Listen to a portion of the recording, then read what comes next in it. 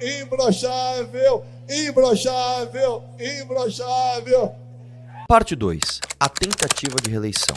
Jair Bolsonaro entendeu que o melhor oponente para ele seria o Lula, certo? Afinal de contas, que narrativa maravilhosa. Por que você vai falar dos erros do meu governo? Ou por que você vai ficar questionando se eu fiz bem ou se eu fiz mal? Se você tem o Lula, o ladrão do Lula do outro lado, e é muito simples. Ou você vai me apoiar, ou você está do lado desse Lula ladrão, do PT que roubou pra caramba.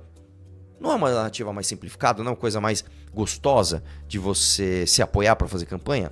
Pois bem, o Bolsonaro fez de tudo para livrar o Lula da cadeia, livrar o Lula do seu impedimento de ser candidato e, no final das contas, acabou reelegendo o próprio Lula.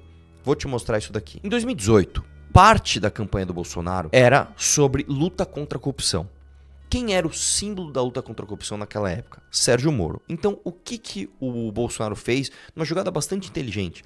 Ele trouxe o Sérgio Moro para sua campanha, indicando que levaria ele para o Ministério da Justiça. Isso era maravilhoso. Primeiro porque dava o ar para as pessoas de que ele de fato ia lutar contra a corrupção, trazia para si o apoio das pessoas que apoiavam a Operação Lava Jato e, de quebra, ainda acabava com a possibilidade de um concorrente. Afinal de contas, se o Moro fosse candidato em 2018, muito provavelmente ele seria um adversário muito grande para o Bolsonaro. Então, juntou o útil ao agradável.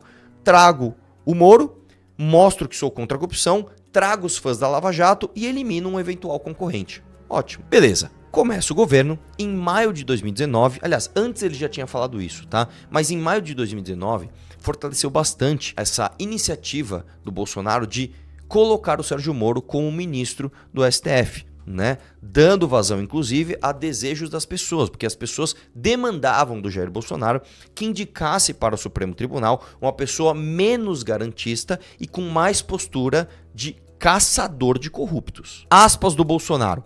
Eu fiz um compromisso com ele, porque ele abriu mão de 22 anos de magistratura. Eu falei, a primeira vaga que tiver lá, vai estar à sua disposição. Segura essa informação, guarda ela um pouquinho. O Bolsonaro prometeu que ia trazer o Moro como ministro da Justiça, colocou ele como ministro da Justiça no seu governo e depois, em 2019, logo no início, diz que vai colocar ele no Supremo Tribunal Federal. Beleza? Deixou isso de lado? Então vamos lá. O que acontece no final do ano de 2019? E eu vi isso acontecer em todas as instâncias do bastidor. Como que se faz tradicionalmente aqui no país? O Ministério Público, que é o órgão responsável por investigar, ele indica uma lista tríplice. Ele indica 3 nomes para que o presidente da República escolha como PGR. O presidente da República, não por força de lei, mas por força de tradição e respeito à independência do Ministério Público, escolhe um desses 3 nomes para ser o PGR. Correto? Nem o PT, nem o Lula, nem a Dilma tiveram coragem de fazer isso. Mesmo eles próprios sendo investigados na época do Mensalão e do Petrolão. Nem eles tiveram a coragem de escolher alguém fora da lista tríplice. Sabe o que aconteceu depois que o Bolsonaro tomou essa decisão? Sim, esse governo do PT atual escolheu um nome fora da lista tríplice. O Bolsonaro abriu a porteira para que o PT escolhesse um nome não aprovado pelo Ministério Público. Vamos lá, o que aconteceu em 2019? Um dia, eu estava no meu gabinete e vem uma procuradora da Lava Jato, que eu não vou citar o nome, bater lá na porta e falar: Arthur, preciso falar muito com você, isso é urgentíssimo. Diga, o que está acontecendo? Olha só, o Ministério Público apresentou a lista tríplice para que o Jair Bolsonaro indique o próximo PGR para que a gente comece a investigar e prender corruptos. Só que, ao que tudo indica, ele vai indicar um nome chamado Augusto Aras. O Augusto Aras não está na lista tríplice e ele é um garantista, ou seja, é o oposto do que a gente quer. É o oposto de alguém que quer investigar e prender corrupto. É alguém que pensa muito em prerrogativas, em garantismo. É aquele tipo de pessoa que não investiga corruptos. Aspas dele. Sou garantista, não podemos criminalizar a política. Eu falei, não é possível. Não é possível que isso vai acontecer. Né? Vamos dar um jeito nisso. Vamos conversar com o deputado mais próximo do Bolsonaro que eu conheço, que era o Gil Diniz. Fui lá falar com o Gil Diniz. Gil, olha só, essa procuradora está me dizendo que o Jair Bolsonaro vai indicar essa pessoa assim, assim, assado. O Gil Diniz falou, não é possível. Não é possível imaginar, ele jamais faria isso. Deixa comigo que eu vou falar com ele. Certo? Guarda essa informação. O que acontece logo em seguida? no dia 5 de setembro de 2019, o Jair Bolsonaro indica o Augusto Aras. O que eu faço imediatamente? Vou falar com o Gil Diniz. Cara, ele indicou o Augusto Aras. O que ele me responde? A gente não consegue dizer, né, porque todos os motivos de tudo que o Bolsonaro faz. Depois, quando surgiu o inquérito das fake news, chamado por muitos bolsonaristas, inclusive, do inquérito ilegal das fake news, que é do Toffoli, com relatoria do Alexandre de Moraes, o Augusto Aras se colocou a favor do inquérito. Ele disse, sou a favor do inquérito. Aspas dele, atuação legítima do Supremo para apuração de fatos supostamente criminosos aptos a lesionar o funcionamento da corte. Em 2013, o Augusto Aras, ele fez uma festa, tá, que reuniu 80 pessoas. Essa festa foi para o núcleo duro do PT. Entre os presentes estavam o José Dirceu e o Rui Falcão, então presidente da legenda, então presidente do PT. Essa festa, esse encontro, ele serviu para lançar o livro do ex-deputado petista e amigo do Aras, o Emiliano José, com relatos sobre como foi a luta contra a ditadura militar. Um exemplo da atuação de Aras foi em 2022, quando o PGR ele pediu que o STF arquivasse um inquérito contra o Ciro Nogueira após a Polícia Federal ver indícios de crime. Ou seja, a Polícia Federal investigou, opa, acho que tem crime do Ciro Nogueira aqui. PGR, posso investigar? PGR, estou dizendo para vocês, STF, arquiva isso daqui. E aí saiu uma matéria dizendo, inclusive, o seguinte, o PGR não fez nenhuma denúncia contra o presidente e já arquivou 104 pedidos de investigação contra ele.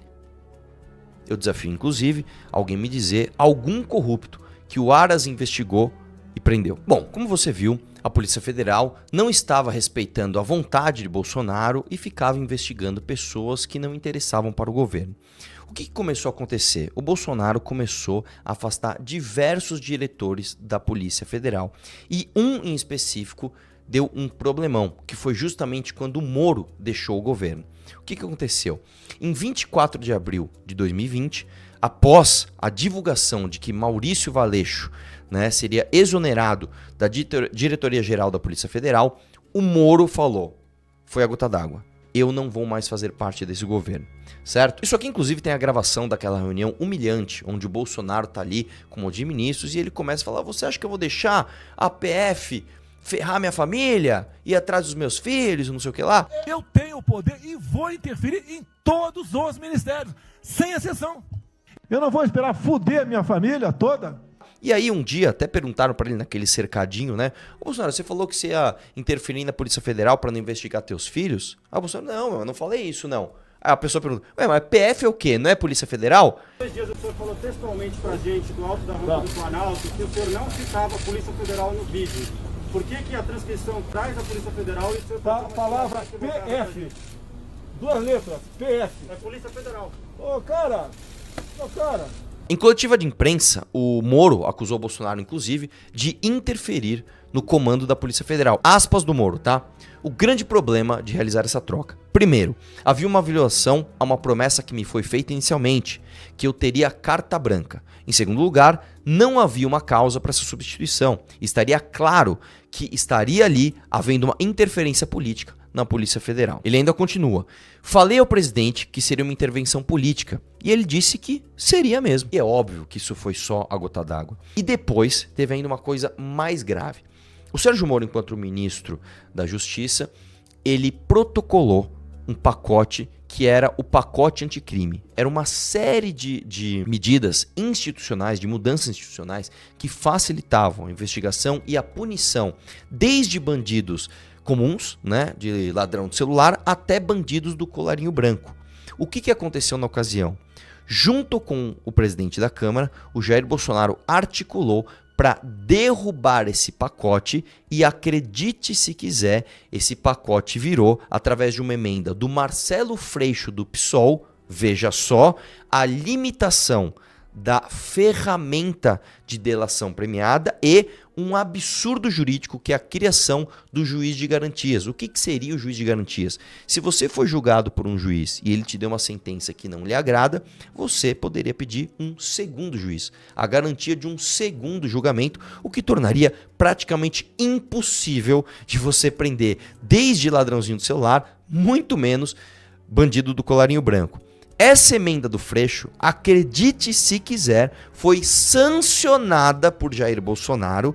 E olha só, hoje no Brasil, nós só não temos o juiz de garantias, que custaria um absurdo para os cofres públicos e travaria todo o nosso sistema judicial, porque um ministro do Supremo pediu vistas desse projeto e simplesmente engavetou e não andou com ele. Porque, de acordo com a vontade de Jair Bolsonaro, nós já teríamos o sistema jurídico do Brasil travado através do juiz de garantias. Dado tudo isso, chegou o momento da primeira indicação do Jair Bolsonaro para o STF. Ou seja, a meu ver, isso é uma questão de opinião, é talvez a coisa mais importante que se esperava do governo de Jair Bolsonaro. Afinal de contas, esta indicação dele ficaria, e aliás vai ficar, mais de 20 anos no STF, direcionando a corte para o que a gente quer. A gente quer uma corte mais garantista, que proteja inclusive corruptos eventualmente, ou uma corte que coloque corrupto na cadeia. O que o Bolsonaro faz? Isso daqui eu vou ler a timeline para você. Ele indica um senhor chamado Cássio Nunes Marques. O Cássio Nunes Marques, ele sempre foi garantista. Para você ter uma ideia, ele se apresentou na sabatina do Senado como alguém crítico à Lava Jato e garantista. Aspas dele: o garantismo tem de ser exaltado. Em 2018, ele já tinha se manifestado contrário à prisão após julgamento em segunda instância. Eu não sei se você lembra, mas por conta da prisão do Lula, se discutiu novamente se a prisão em segunda instância deveria ser feita ou não. Ou seja, você foi processado, você foi condenado, você recorre na segunda instância, você discute o mérito novamente. Se você for condenado, assim como em todo país desenvolvido do mundo, você vai preso. Aqui no Brasil, não. Aqui no Brasil você ainda tem todos os embargos de declaração, você ainda tem todas as instâncias e ainda, dependendo do caso, se você tiver grana, você contrata um escritório que te leva ao STF, quem sabe o seu processo fica lá parado e nunca se julga. E aí você nunca vai preso. Portanto, aqui no Brasil, a gente demandou, a população demandou. Vamos entender que a Constituição diz que tem que prender após julgamento em segunda instância. A posição do Cássio Nunes foi contrária a isso, certo? Olha só, no dia 1º de outubro de 2020, então, o Cássio Nunes é indicado ao STF. No dia 2 de outubro, inclusive, o próprio Jair Bolsonaro se encontra com Toffoli e busca aprovação com o presidente do Senado para que o Cássio Nunes seja aprovado ministro do Supremo. No dia 5 de outubro de 2020, o Cássio Nunes indica senadores para serem contra a PEC que permitiria a prisão após julgamento em segunda instância. Afinal de contas, se a gente tivesse aprovado a PEC, você deixaria de forma inequívoca na Constituição que é para prender. Não dependeria mais de interpretações diversas do Supremo. Estaria escrito ali: prende depois que julgar em segunda instância. O Cássio Nunes foi lá e foi contra. No dia 10 de dezembro de 2020, ele votou pela anulação do depoimento do Palocci no caso de propina da Odebrecht no Instituto Lula. Em dezembro de 2020, começou aquela polêmica. E aí, vai ter a votação no Supremo Tribunal Federal para o Lula ser ou não ser absolvido das suas acusações. Aliás, absolvido não, né? Descondenado. Será que a gente anula as provas, não anula? E aí, no dia 24 de dezembro de 2020, o próprio Jair Bolsonaro faz um vídeo dizendo: mas o pessoal vai, ele votou para absolver o Lula. E se tiver que votar para absolver o Lula no processo, que vote.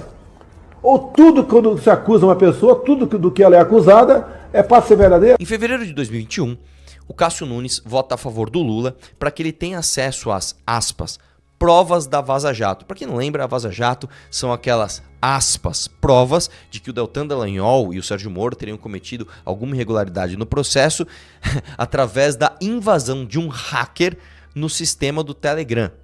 Mensagens que ninguém consegue provar que são verdadeiras. Depois, em março de 2021, tem uma questão muito interessante aqui.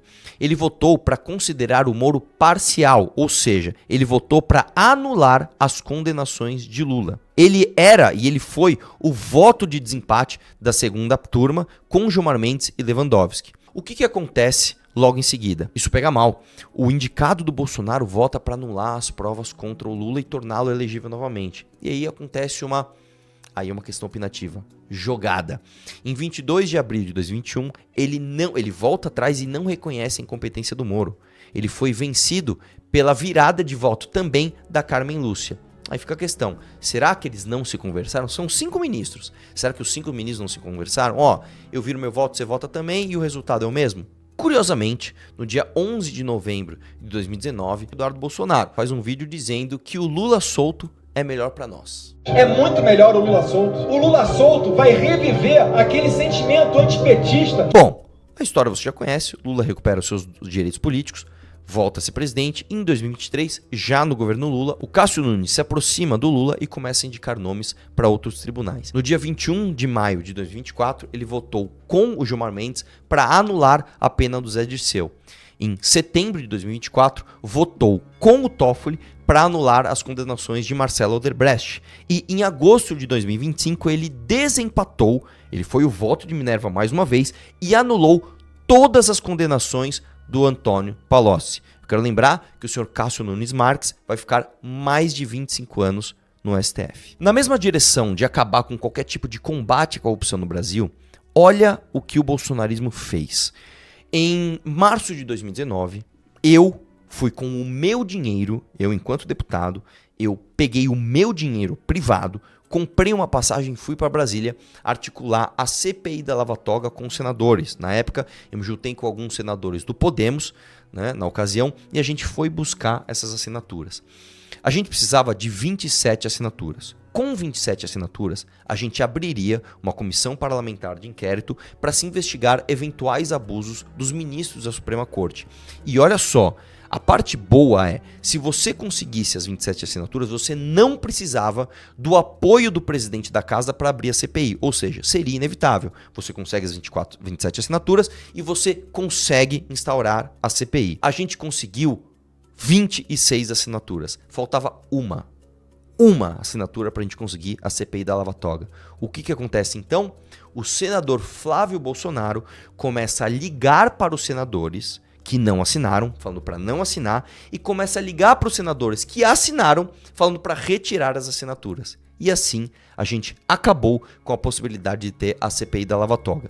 No dia 11 de setembro de 2019, no canal bolsonarista Terça Livre, o próprio senador Flávio Bolsonaro disse o seguinte: uma CPI com essa pauta, além de ser uma coisa questionável, você começar a entrar no mérito das decisões de cada ministro, é uma coisa que se discute, eu não tenho a menor dúvida que isso toca fogo no país. Eu fui contra, sim, é importante trazer isso a público também, a CPI da Lava Toga, porque qual presidente da República que quer uma CPI aberta durante seu mandato? Nenhum. A gente jogou pelo ralo a nossa única chance de ter tido uma CPI para investigar ministro do Supremo. Depois de todo esse histórico que eu te mostrei aqui, a desarticulação da CPI da Lava Toga, a indicação de um PGR garantista, a indicação de um ministro garantista que devolveu inclusive a elegibilidade do Lula, você tem mais uma que é a cereja do bolo. Para você que ainda acredita que Jair Bolsonaro está, de alguma forma, batendo de frente com o tal do sistema, eu vou te contar uma coisa. Sabe todas essas decisões que você considera maldosas do Alexandre de Moraes? Pode escolher uma aí. Retirada das redes do Monark, retirada das redes do Paulo Figueiredo, retirada das redes do Rodrigo Constantino, multa na Rede X, a condenação da Débora do Batom, tudo isso que você pode pensar que seja decisão monocrática, ou seja, um ministro supremo vai lá dar uma decisão e passa por cima, muitas vezes, de todo um ordenamento jurídico do Brasil. Eu vou te contar uma coisa. O PL 10042 de 2018, ou seja, um PL de 2018, foi apresentado na Câmara dos Deputados que ele acabava com a decisão monocrática de ministro supremo. Basicamente, ele dizia o seguinte: toda vez que um ministro der uma decisão monocrática, ela tem de ser submetida ao plenário do STF. Certo? Afinal de contas, um juiz não pode decidir por todo mundo. Este PL, no dia 25 de 11 de 2019, foi aprovado na Câmara. Algo histórico. E para completar, no dia 10 de março de 2021, ele foi aprovado no Senado. Pela primeira vez na história da redemocratização até agora, nós aprovamos na Câmara e no Senado um projeto de lei que institucionalmente diminuía o poder do STF. Isso foi histórico. O que acontece no dia 2 de abril de 2021, o Jair Bolsonaro veta essa lei integralmente. Ele simplesmente joga no lixo a aprovação de uma lei que acabava com esta ferramenta que hoje você reclama, que o Alexandre de Moraes abusa dela. Curiosamente, o Jair Bolsonaro foi participar de uma entrevista num programa chamado Inteligência Limitada, do Vilela, e o que acontece? O apresentador pergunta para ele, por que o senhor vetou essa lei? Uma pergunta que, curiosamente, ninguém faz para ele. Nem imprensa, nem bolsonarista, nem oposição, ninguém faz essa pergunta para ele. Fez a pergunta. Sabe qual foi a resposta dele? Eu vetei isso aí, eu nem me lembro. Questão aqui também do veto da decisão monocrática. Você não acha que isso foi um efeito borboleta ao que está acontecendo hoje? Porque a decisão monocrática é esse artifício de um juiz decidir e parece que foi em Câmara dos Deputados, foi aprovado na Câmara em 2019, aprovado no Senado em 2021, 10/3, e aí você veta integralmente 2/4/2021. Não acaba ressoando hoje isso? Eu não tô lembrado desse. Pode ser que eu tenha vetado, pode ser. Isto posto, eu finalizo essa parte 2 deixando claro para você, com fatos, de que Jair Bolsonaro não é um guerreiro conservador que está batendo de frente com o sistema ou que quer moralizar o Brasil. Isso não existe. Tá muito claro aqui que Jair Bolsonaro é um político corrupto, corporativista, do Centrão. Ele próprio já disse, eu sou do Centrão, pô. O Centrão é um nome pejorativo. Eu sou do Centrão. Eu fui do PP metade do meu tempo. Que sempre lutou não pelo país, não pelas pautas conservadoras ou de direita, mas sim pelos próprios privilégios. Jair Bolsonaro, por ser um político corrupto e por ter a sua família também envolvida em escândalos de corrupção, fez com que a gente jogasse fora qualquer tipo de avanço que a gente pudesse ter tido no Brasil no combate à corrupção, para que ele continuasse livre e para que ele continuasse no poder. E de quebra, para ele ter o candidato ideal, o oponente ideal, Lula, no pleito para ele tentar se reeleger, ele ainda tornou o Lula o presidente do Brasil.